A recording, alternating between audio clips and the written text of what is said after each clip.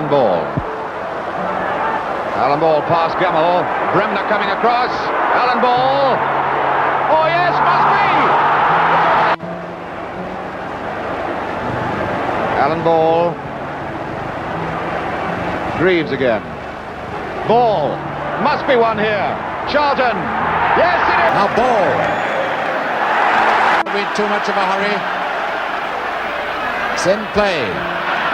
Ball. Well, those lucky enough to have seen this game will talk about it for years. Connelly too. Ball. Alan Ball. Hurst and Lee running diagonally at the front, trying to open now in behind this German defence. Facing Law.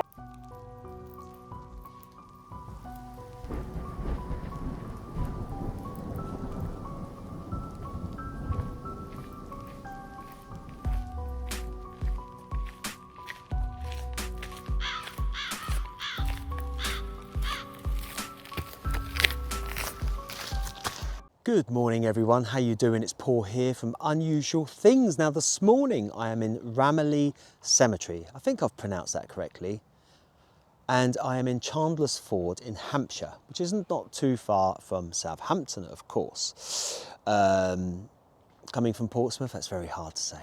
I'm joking everyone, okay? So yeah, today we have come to find the final resting place of that England World Cup winner from 1966, the legend that is Alan Ball. Now Alan Ball is the youngest member of the England team from 1966. He was an amazing midfielder, played for some great teams, and you know, I'll tell you a bit more about that real soon. But we've come today to find his final resting place. Now he was cremated and he is interred, but there's a plaque with his name on it and his wife who are there together. Now he did pass quite young actually, Alan Ball, but he was a lovely guy, and I can tell you from first-hand experience why he was a lovely guy. Not just because he managed Portsmouth, but he was a lovely guy because I used to play football for the Royal British Legion when I left the Air Force for a little while, and we got promoted one year, and he came along and gave us our promotion medals, and he was one of the nicest people you could ever meet. And I think at the age of 25 that I was back then in 1997, to shake the hand of a World Cup winner was just amazing, you know, and especially someone, of course, that had previously managed Portsmouth Football Club as well, my team, and he also managed, you know, the ones down the road, this area, you know, so great guy. And he was really nice. So I'm going to tell you a little bit more now about the life of Alan Ball, and then we're going to go and find his final resting place. Now, don't forget today, if you were a fan for one of the teams that he played for, leave your comments down below. If you ever saw him play, if you ever saw him as a manager, leave your comments down below. And if you like the video, please give it a thumbs up. And if you haven't done so already, please subscribe to the channel. It's free, it doesn't cost you anything. And I will tell you more about Alan Ball now, and then we'll go and find his final resting place. Alan James Ball MBE, 12th of May 1945 to the 25th of April 2007, was an English professional football player and manager. He was the youngest member of England's 1966 World Cup winning team and played as a midfielder for various clubs, scoring more than 180 league goals in a career spanning 22 years. Ball was born in Farnworth, Lancashire, the son of James Allen Ball, a former professional football player and manager, and later a publican, and his wife Violet nee Duckworth. Ball started his footballing career whilst a schoolboy, playing for Ashton United, the team his father managed amongst the hurly-burly of the Lancashire combination. He fell out with his headmaster over missing games for Farnworth Grammar School team due to him signing and playing for Wolverhampton Wanderers. After he left school, Wolves decided not to take Ball on. The midfielder then started training with Bolton Wanderers, but they too decided not to give him a professional deal, as manager Bill Ridding said he was too small. Blackpool signed Ball after his father called in a favour with a coach, an old friend with whom he used to play. He was given a trial in September 1961 and was immediately signed up as an apprentice. He turned professional in May 1962, making his Football League debut on the 18th of August 1962 against Liverpool at Anfield in a 2-1 victory. At age 17 years and 98 days, he became Blackpool's youngest league debutant. On the 21st of November 1964, Ball scored his first hat-trick as a professional in a 3-3 draw with Fulham at Craven Cottage. Despite being in a struggling Blackpool team, Ball's industry and stamina and distribution were noticed by England manager Alf Ramsey, who gave him his international debut on the 9th of May 1965 in a 1-1 draw with Yugoslavia in Belgrade, 3 days before his 20th birthday. Ramsey was preparing for the World Cup a year later, which England was to host, and was developing a system whereby England could deploy midfielders with a defensive and industrious bent, something which was not wholly guaranteed from conventional wide men. As a result, Ball became a useful tool for Ramsey to be able to play conventional wide or in the centre, but still in possession of the energy to help out his defence when required. Ball was the youngest member of the squad of 22 selected by Ramsey for the tournament, aged only 21. Though England as a team emerged collectively heroic from the tournament, Ball was one of the many players regarded as an individual success, especially as he was one of the more inexperienced charges with no proven record at this very high level. Indeed, he, Geoff Hurst and Martin Peters emerged with enormous credit and eternal acclaim from the competition. And all of them were still only in single figures for caps won by the time that they were named in the team for the final against West Germany. The 98,000 crowd at Wembley witnessed a magnificent personal performance from Ball. Full of running, he continued to work and sprint and track while teammates and opponents alike were out on their feet. With fewer than 15 minutes to go, he won a corner on the right, which he promptly took. Hurst hit a shot from the edge of the area which deflected into the air and down onto the instep of Peters, who rifled England 2-1 ahead. The Germans equalised with seconds to go, meaning that the game went into extra time.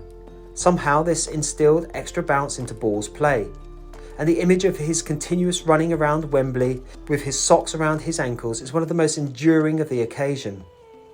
It was his chase and low cross which set up Hurst's massively controversial second goal, and England's third. He was also sprinting upfield, unmarked and screaming for a pass as Hurst took the ball forward and smashed his historic hat-trick goal with the last kick of the game. Ball returned to a civic reception in Walkden, Lancashire, following the World Cup success, where he lived with his parents and sister. His appearance in the final marked the last occasion on which a Blackpool player received a full England cap. As a player, he played for Ashton United, Blackpool, Everton, Arsenal, Hellenic, Southampton, Philadelphia Fury, Vancouver Whitecaps, Blackpool, Southampton, Floreat, Eastern AA and Bristol Rovers. As a manager, he managed Philadelphia Fury, Blackpool, Portsmouth, Stoke, Exeter City, Southampton, Manchester City and Portsmouth again. As a family man, Ball struggled privately after his wife and later his youngest daughter were both diagnosed with major illnesses. Leslie, whom he married on the 21st of May 1967, died on the 16th of May 2004, aged 57, after a 3-year battle against ovarian cancer. Alan and Leslie, who had been together for 5 years prior to their marriage, had 3 children together, Mandy, Keely and Jimmy. They also had 3 grandchildren. He had remained in the family home in Warsash, and from mid-2005, Ball had an ongoing relationship with childhood friend Valerie Beach, ex-wife of footballer Bolton player Harry Beach. In May 2005, Ball put his World Cup winners' medal and commemorative tournament cap up for auction to raise money for his family, saying, "They are just trinkets to take up space. I don't think I've even looked at them for years. My memories of the World Cup are more important than those things to me, and my family are even more important." The items sold for £140,000. Ball, aged 61, died in the early hours of the 25th of April 2007 at his home in Hampshire, after suffering a heart attack while attempting to put out a blaze in his garden that had started when a bonfire on which he had been burning garden waste reignited and spread to a nearby fence. His funeral was held in Winchester Cathedral on the 3rd of May 2007. Many of Ball's former football colleagues were in attendance, and the flat cap that he had become well known for wearing was placed on top of his coffin. Okay, so there's all the information there on Alan Ball. What an amazing man he was. Just, outstanding player, great manager, and the youngest man in the 1966 team for England, the World Cup winning team. We mustn't forget that. And such a gentleman as well. I can say that from my own personal experience of meeting him. What a lovely guy he was, so friendly, so chatty. And to shake his hand when I got that football medal when I was a 25-year-old young man was, seems like a lifetime ago now. But yeah, top bloke, can't ever knock him for that. Anyway, I've been having a good look around, and I mean a bloomin' good look around.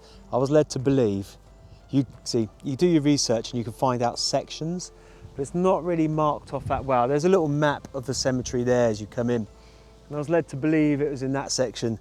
You can imagine how long it takes to walk through and look constantly. And then I come over here, because like I said earlier on, he is cremated and his ashes are interred. And I was just having a glance along whilst I was standing here, actually preparing to do my next bit to camera. And you know what? I think I found it. That's providing my eyesight isn't letting me down from here. Let's go and have a look, shall we? Let's go and have a look over here.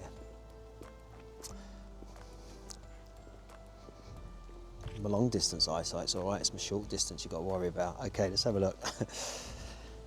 Oh yeah, here we go. Okay. Now it's really hard for me to see because the sun's in my eyes. I can read that okay, but I'm just worried about what you guys can see. Okay, time passes, memories stay, loved and remembered every day. Leslie Ball, 2nd of the 5th, 1947 to the 15th of the 5th, 2004. Let me just adjust this a little bit so we can see that better for you. Okay, Alan Ball MBE. I'm just going to move the plant, sorry Alan and family. Alan Ball MBE, 12th of May 1945 to the 24th of the 4th 2007, only a whisper away. There's a little robin there that looks like it's fallen over, so stand that back up. There we go, and then we'll put that back there where it belongs. So there we have it, the final resting place of Alan Ball MBE. Amazing guy, such a nice man, like I say, from personal experience of meeting him. Thank you, Alan, bless you. Thank you, A, for winning the World Cup in '66 and your contribution and effort towards it. Thank you for managing the teams that you managed. My team, of course, Portsmouth, the team down the road here, Southampton, of course. Man City, you know, all the other teams that you've managed and played for as well, obviously. So don't forget, guys, if you've seen Alan play, leave your comments down below, won't you? Thank you, Alan, bless you. Such a gentleman, such a great guy. So there we have it, Alan Ball, World Cup winner. We haven't had that before, have we? World Cup football winner on the channel. And you know, I'm pleased that he is the first one that I can bring to you doing that, because it's personal, because I met him and like I say, he was a nice man. And what else can you say really, you know? And I know there's lots of people out there that aren't really into football, I get that. However, you know, the channel's all about a variety of people that we go to see. Whether it's an artist, a footballer, I don't know, a jockey, a singer, an actor, whoever really, or someone of some notoriety through creation, or you know, like their ideas or how brilliant they were at science and things like that. So we try and keep a varied amount of different people that we come to see on the channel.